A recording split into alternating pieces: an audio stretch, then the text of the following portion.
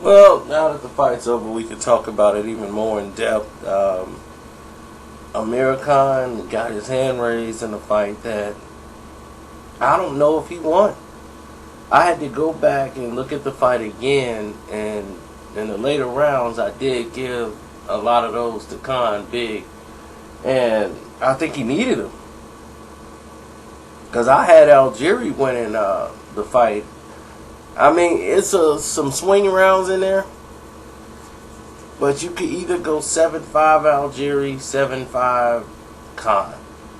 I mean, this fight was a mirror fight. Both guys are chinny, but they had a lot to prove, and they got a lot of heart, and they were going to fight. Khan was fighting for his Mayweather money, while Algeri was trying to prove he's not what people thought he was in the fight with Manny Pacquiao. He could have won 12 rounds to zip had he stayed behind a jab. Algeri made this fight hard on himself because he didn't even jab. He was just walking in. You know, he's sitting there studying Khan. Khan, who's already have the faster hands, already has that advantage because he's already in the position and to keep the distance, and you're sitting there studying and just walking straight to him without putting something out there for him to think about. But every time he did work behind a jab, something great happened for him. His lead right hand was working for him, and when he did jab, something good always happened. It started to start your offense behind a jab. You know, I mean, he looked light years better than what he did with the other trainer he had when he fought Manny Pacquiao than he did with John David Jackson. What Khan did was make a lot of mistakes, but he was very accurate with his punching when it was time to be accurate. He'll throw 2, then he'll come back with 3, and so on and so on. When he was active, his problem is he's still back straight up with his chin straight in the air. He falls asleep on defense because it's not something that he's used to doing. And he still makes the same mistakes as the fight wears on. I think him getting rocked in the first round kind of got him going a little bit. But then again, he started to fall into the same trap and make the same Khan-like mistakes.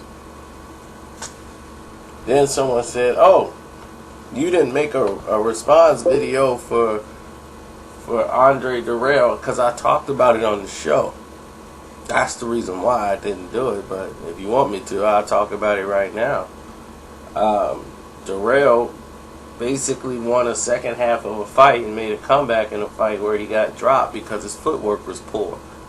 He was doing too much unnecessary moving and got caught by one of the heavy blows by Chunky. And when Chunky dropped him, I mean, I really thought, like, man, he's hurt. He's really, really bad. Then after the second knockdown, I think he kind of got himself back together.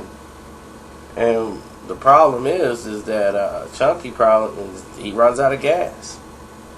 You know, he's not conditioned right. And whenever he hits 6, the gas hand goes on E and he starts sputtering. And then you get this little 1-2 shots here and there, and he's falling on people, and his punches are all off balance because he don't have the energy to punch. So he's got to try to save it up, and he looks really bad. So I think he needs some type of conditioning work. I don't know what he's doing, but if he's thinking he's just going to get knockdowns all the time, people are licking their chops to get to him. So enough with that.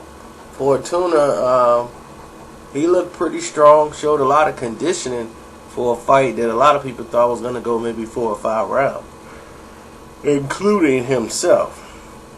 But that wasn't the case that night, and he showed everybody why, you know, like, he's one of the hardest hitting and one of the, like, top prospects. You know, he wasn't as wild as he normally is. He's gotten a little better.